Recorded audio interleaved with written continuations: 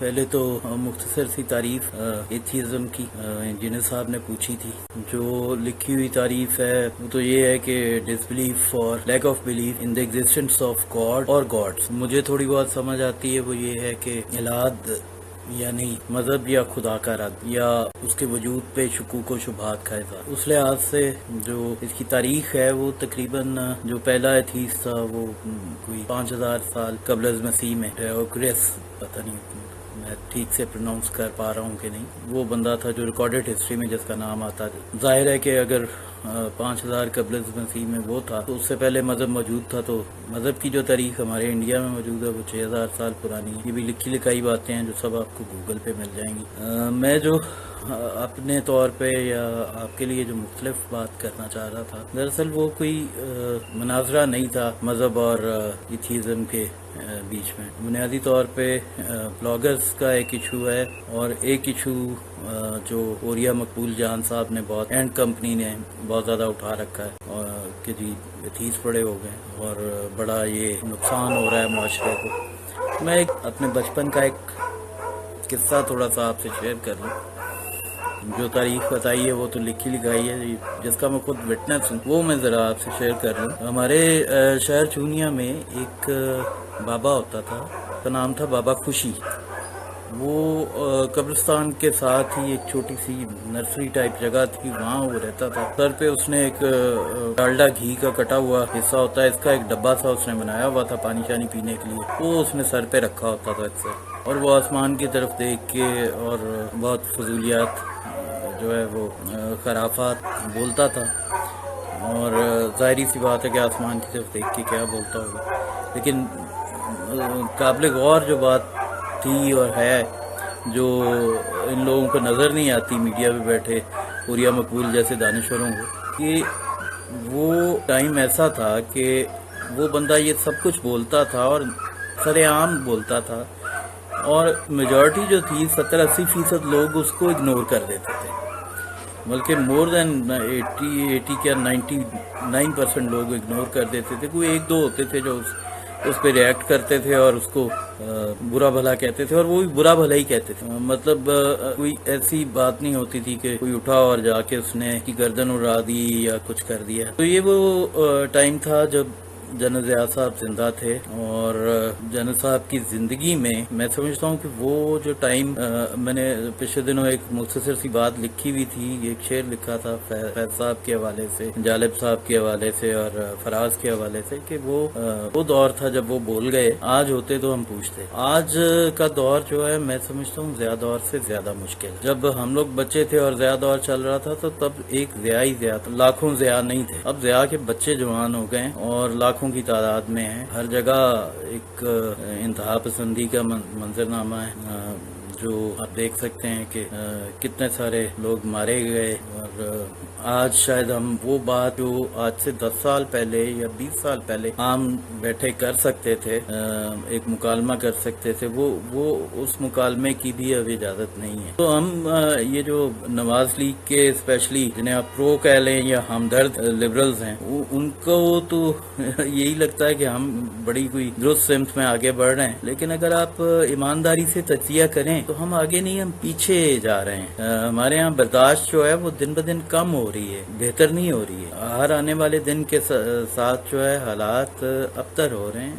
بہتری کی طرف کوئی ڈائریکشن نہیں ہے ہماری ابھی تک تعین ہو سکی. بڑے آسانی سے لوگ کہہ دیتے ہیں کہ جی فلاں کام بڑا صحیح ہوا، فلاں ہوا، لیکن حقیقت یہی ہے کہ ہم پیچھے کی طرف جا رہے ہیں. جی تو میں کہہ رہا تھا کہ تہمتیں لگانے کی پوری ایک تاریخ ہے ہمارے یہاں، اور ایک لمبی تاریخ ہے جو محترمہ فاطمہ جناح سے شروع ہوتی ہے اور ہوتے ہوتے ذوالفقار علی بھٹو صاحب کے تک چلی آتی ہے کہ وہ مسلمان تھے یا نہیں. ان کے پوسٹ مارٹم میں چیک کروانے کی کوشش کی گئی ضیاء صاحب کی طرف سے کہ دیکھیں یہ ان کی سرکمسیشن ہوئی ہے کہ نہیں. عیدی صاحب پہ تہمتیں لگیں. آج کاشف عباسی کو بہت درد ہو رہا تھا کہ وہ حامد سعید کاظمی پہ کی پتیاں کیوں نچھاور ہوئیں، ان پہ تو بڑے سنگین الزام تھے، اور شرجیل انعام جو ہے وہ بھی بڑے سنگین کرپشن کے الزام تھے. تو بات یہ ہے کہ تہمتوں کی تو آپ کے ہاں تاریخ ہے، ایک لمبی تاریخ ہے. کل کو آپ پہ بھی کوئی تہمت لگا دے گا اور اس کے بعد آپ عدالت سے بیل آؤٹ ہو کے بری ہو کے آ جائیں گے تو پھر آپ اس کا مطلب ہے پھر مجرم ہی رہیں گے. اس کا مطلب یہی ہوا کہ آپ تہمت ہی آپ کے لیے کافی ہے کسی بھی بندے کی زندگی برباد کرنے کے لیے یا کسی کی زندگی ختم کرنے کے لیے. پھر تہمت لگا دی کسی بھی طرح کی, اس کو ایتھیسٹ قرار دے دیا, اس کو مشرک قرار دے دیا. جب عدلیہ کی طرف سے کسی کو بلا لیا جاتا ہے تو اسی وقت سمجھ لیا جاتا ہے کہ یہ مجرم ہے, اور اس کے بعد جب وہ شخص بیل آؤٹ ہو جاتا ہے تو وہ اس کے بعد بھی پھر مجرم ہی رہتا ہے. تو اب یہ لوگ خود فیصلہ کریں کہ وہ جس عدالت پہ پہلے یہ یقین کر رہے تھے وہ درست تھی یا اب والی درست ہے, یا یہ کہنا چاہ رہے ہیں کہ جس نے بلایا تھا وہ ٹھیک تھی اور جس نے بیل اپ کیا بری کیا ہے وہ ٹھیک نہیں. یہ رویہ سیاست میں بھی ہے, ہر طرف ہی موجود ہے. اس رویے کو ہم سب کو مل کے ختم کرنا چاہیے. یہ کوئی درست طرز عمل نہیں ہے. خیر واپس آتے ہیں اپنے موضوع کی طرف.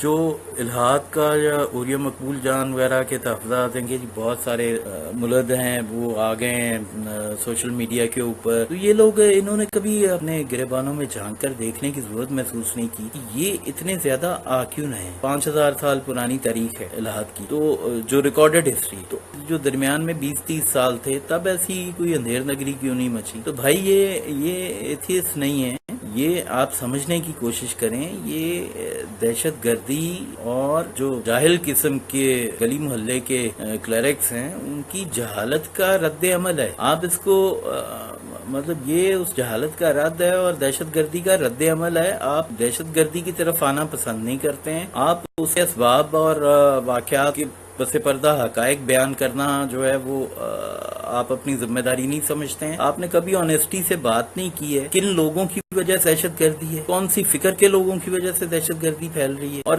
ذرا ایک سروے کروا کے دیکھیے, جو اول تو خیر سروے پتہ کتنا ٹھیک ہو پائے گا کہ نہیں, کیونکہ سب لوگ جو ہیں وہ فیک آئی ڈیز کے ساتھ کام کر رہے ہیں جو سوشل میڈیا پہ بھی ہیں. ظاہر ہے ان کے نزدیک ہے کہ اگر ہم اوریجنل آئی ڈیز سے آئیں گے تو ہم مار دیے جائیں گے, اور جو یہ لوگ ہیں دوسری طرف مطلب یہ وہ جیسے برسات میں کھمبیاں پھوٹتی ہیں اس طرح سے ایتھیسٹ ہیں, اور دوسری طرف بھی حال کوئی مختلف نہیں ہے. یوٹیوب پہ جائیں تو مفتیان کی تعداد بھی ماشاءاللہ اتنی زیادہ ہے کہ وہ بھی کوئی مثال نہیں ہے, اور ہر مفتی جو ہے اس کو دوسرا مفتی جو ہے اس کا رد پیش کر رہا ہوتا ہے. تو یہ مطلب یہ چیز جو ہے اختلاف رائے بھی موجود ہے, رد بھی موجود ہے, اور یہ فطری امر ہے. اختلاف رائے ہونا اور رد یہ دونوں انسانی فطرت کا حصہ ہیں, لیکن یہ ان دونوں کو عادت نہیں بننا چاہیے. مطلب یہ ہے کہ آپ میں وہ ایک نافنا والی ہیبٹ ڈیولپ نہیں ہونی چاہیے کہ یار اگر اس نے دایاں کہا ہے تو میں نے بایاں کہنا ہے, اور اگر اس نے بایاں کہا ہے تو میں نے دایاں کہنا ہے. دلیل اور مکالمہ بہتر انداز میں تب ہی ہوتا ہے جب آپ اپنے آپ کو کھلا چھوڑ کر دوسرے کے سامنے رکھو. یہ جہاں تک میری ذاتی اور ناقص رائے ہے, میں کوئی بڑا فلاسفر اسکالر نہیں ہوں, کوئی دانشور نہیں ہوں, میری جو ذاتی رائے ہے کم از کم اس میں یہ رد عمل ہے, یہ ریئیکشن ہے دہشت گردی کا, اور اس کے لیے علماء اکرام کو بجائے لوگوں کو اس چیز پہ زور دیں کہ فلاں کو ٹانگ دو فلاں کو ٹانگ دو اور ان کو بند کرو, یہ غور کریں کہ یہ ہو کیوں رہا ہے, اور اس کو روکنے کی کوئی دانشورانہ کوشش کریں, کوئی اچھا اس کا طریقہ ڈھونڈیں کہ یہ روکا جا سکے. سب کو اس سب کو روکنے کے لیے آپ کو دہشت گردی کا ستیاب کرنا ہوگا. اور ذرا غور کیجیے گا کہ یہ جو لوگ فیک آئی ڈیز کے ساتھ بھی بیٹھے ہیں ان کی لینی تو پتہ چل رہی ہے کہ وہ ان کی بیک گراؤنڈ کیا ہے. اب وہ بیک گراؤنڈ ایال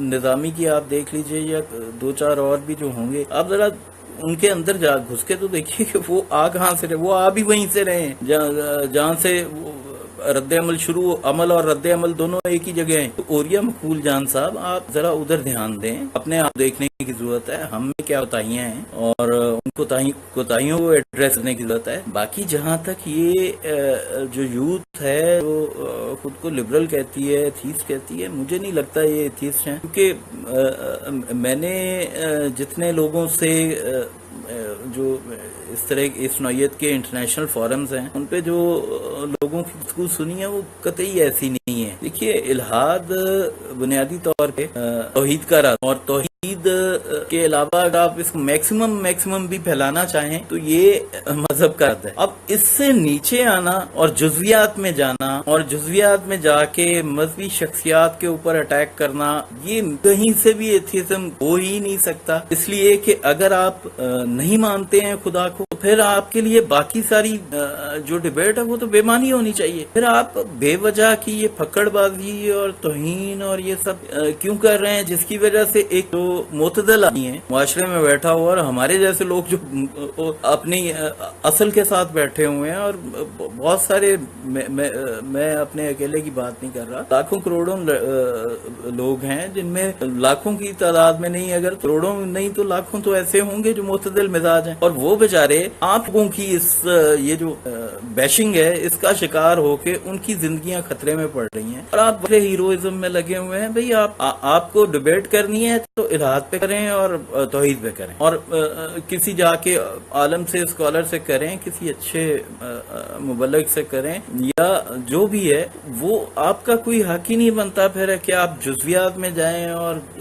وہ ایک تاریخ جو لکھی ہوئی اپنی مرضی کی، جہاں سے آپ کو اپنے مرضی کے نکات ملتے ہیں تنقید کرنے کے، وہاں آپ تنقید کرنے کے لیے بیٹھ جاتے ہیں، اور کبھی کسی مذہبی شریعت پہ آپ کیچڑ اچھال رہے ہیں، کبھی کسی پہ اچھال رہے ہیں. یہ میرا نہیں خیال کہ یہ ایتھیزم ہے.